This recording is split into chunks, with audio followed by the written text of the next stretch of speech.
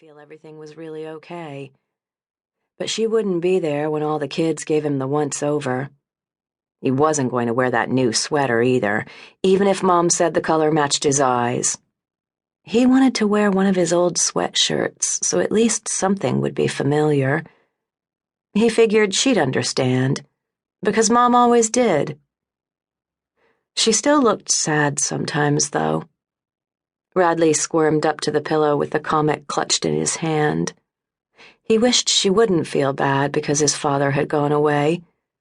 It had been a long time now, and he had to think hard to bring a picture of his father to his mind. He never visited, and only phoned a couple of times a year. That was okay. Radley wished he could tell his mother it was okay, but he was afraid she'd get upset and start crying. He didn't really need a dad when he had her. He'd told her that once, and she'd hugged him so hard he hadn't been able to breathe. Then he'd heard her crying in her room that night, so he hadn't told her that again.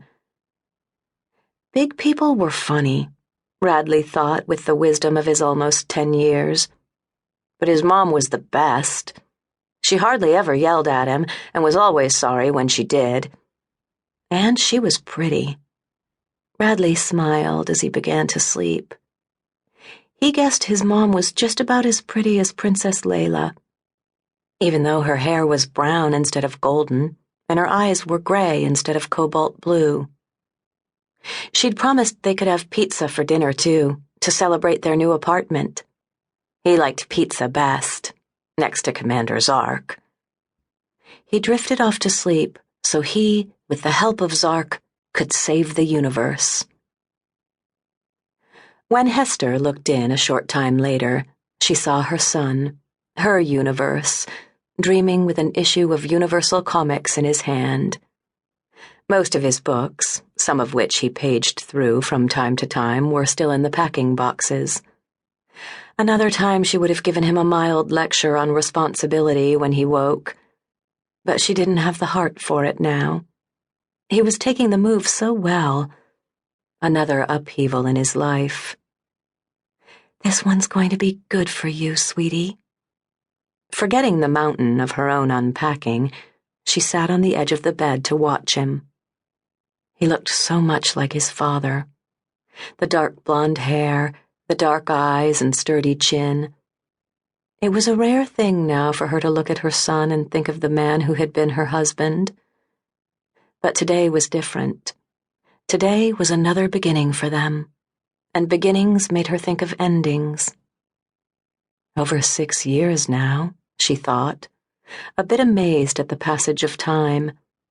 Radley had been just a toddler when Alan had walked out on them, tired of bills, tired of family, tired of her in particular. That pain had passed, though it had been a long, slow process. But she had never forgiven and would never forgive the man for leaving his son without a second glance. Sometimes she worried that it seemed to mean so little to Radley.